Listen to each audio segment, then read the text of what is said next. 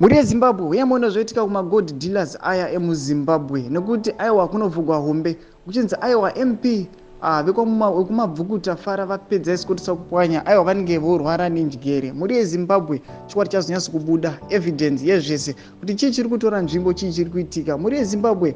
Saka ndokurudzira sati tamuendera mberi nenyaya iyi, subscribe, like, wotina on the bell icon kuti tamboshana mabhitsi anokupa pano paZim News Live. Nokuti nhau dzinobuda dzichinzi NX formerly Twitter account called Kozwa Hand for Children of Zimbabwe War Veterans Association wrote that and confirmed the rumor. They said Mabvuku Tafara MP now mentally challenged due to too much drug intake.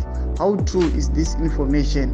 Sounding Ramirachins, another social media commentator, had alleged that a drug addiction had now started to affect Sakupwanya's mental faculties.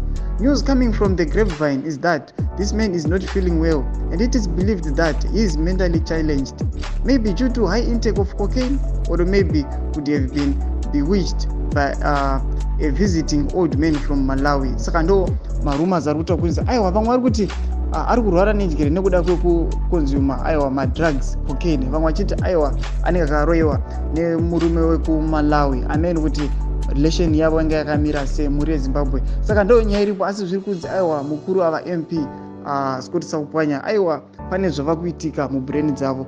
Aiwa muri yeZimbabwe, pinda mucomment section medu tudze mafungiro enyu. Saka no subscribe, kulike pamwe chete utina on the bell icon. Tamboshana mabhitsi anokupa pano paZim News Live.